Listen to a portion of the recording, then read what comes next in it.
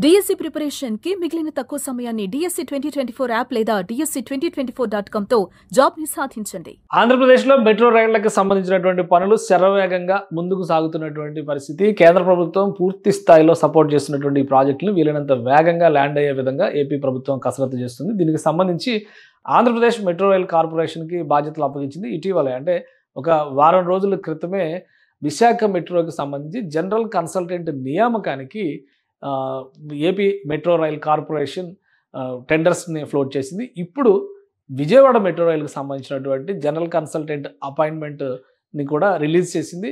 So అదే అది May 9కి లాస్ట్ డేట్ అవుతుంది. ఇది బహుశా May 2nd వీక్కి క్లోజ్ అయ్యేటువంటి అవకాశం ఉంటుంది.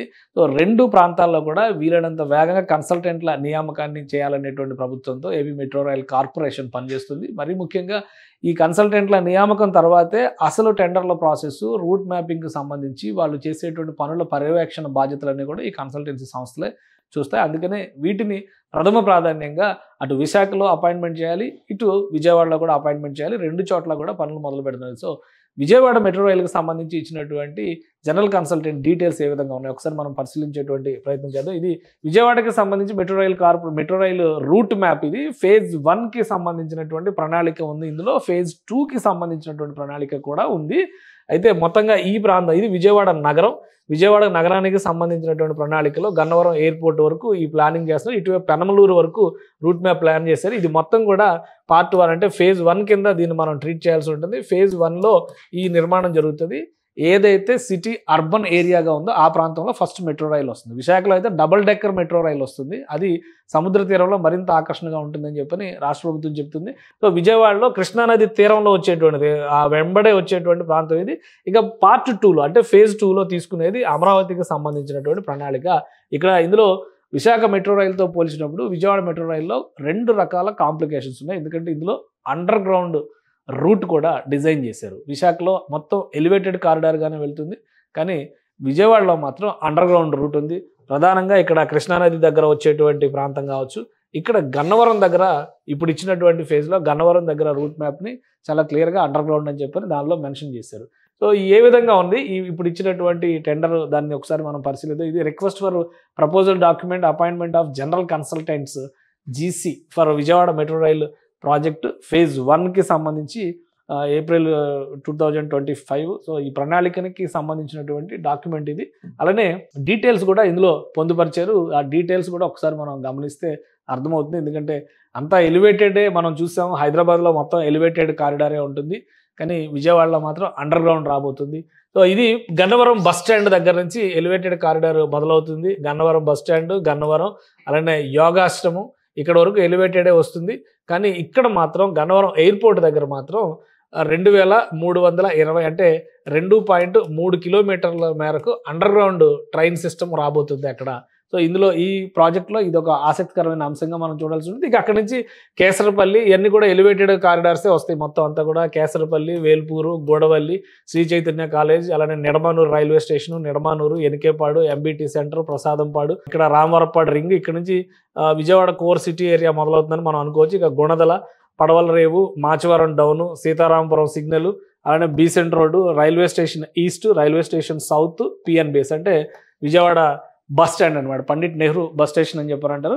సో ఆ బస్ స్టాండ్కి సంబంధించి ఇదంతా కూడా ఎలివేటెడ్ వస్తుంది. మళ్ళీ ఇక్కడ నుంచి పెనమలూరు వైపు రెండో రూట్ అంటే Phase 1లో 1B ఉంది, ఇది 1A. సో 1Bలో మళ్ళీ PNBS నుంచి Victoria jubilee museum, municipal stadium, Tikkle road, Benz circle, auto Nagar, Ashok Nagar, Krishnanagar, Kanuru centre, ఇవన్నీ కూడా ఎలివేటెడ్ రూట్స్గానే చేస్తున్నారు. అలానే పెనమలూరు వరకు ఇది వెళుతుంది. పెనమలూరు వరకు కూడా ఎలివేటెడ్ రూటే ఉంటుంది.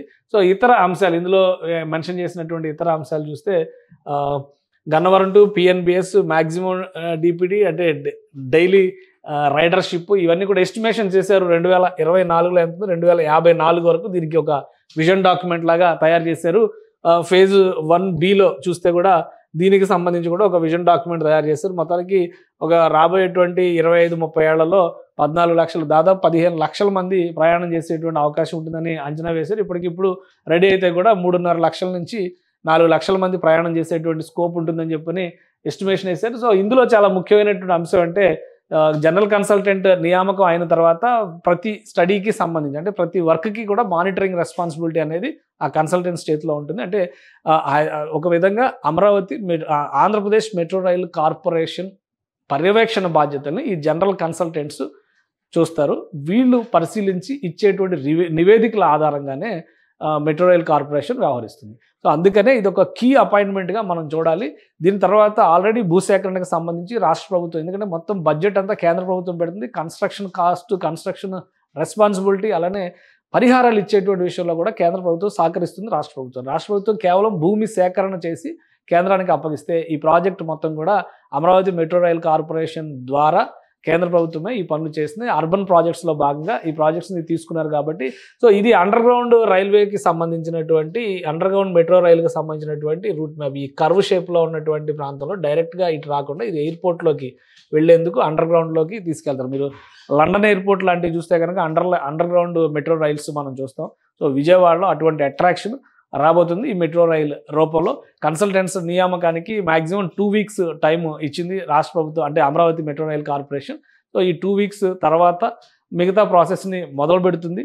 ఆ తర్వాత కన్సల్టెంట్స్ నియామకం కనుక కంప్లీట్ అయిపోతే కనుక ఇమీడియట్గా వాళ్ళు రోల్స్లోకి వచ్చేస్తారు. ప్రతి పనిని కూడా ముందుకు తీసుకెళ్లేటువంటి బాధ్యత వాళ్ళ మీదే ఉంటుంది. కాబట్టి ఆంధ్రప్రదేశ్ మెట్రో రైల్ కార్పొరేషన్ వీలైనంత వేగంగా 2 చోట్ల కూడా ఎస్టిమేషన్స్ ఉన్నాయి, దాదాపు 25,000 కోట్ల నుంచి 35,000 కోట్ల రూపాయలు ఖర్చు అవుతాయని.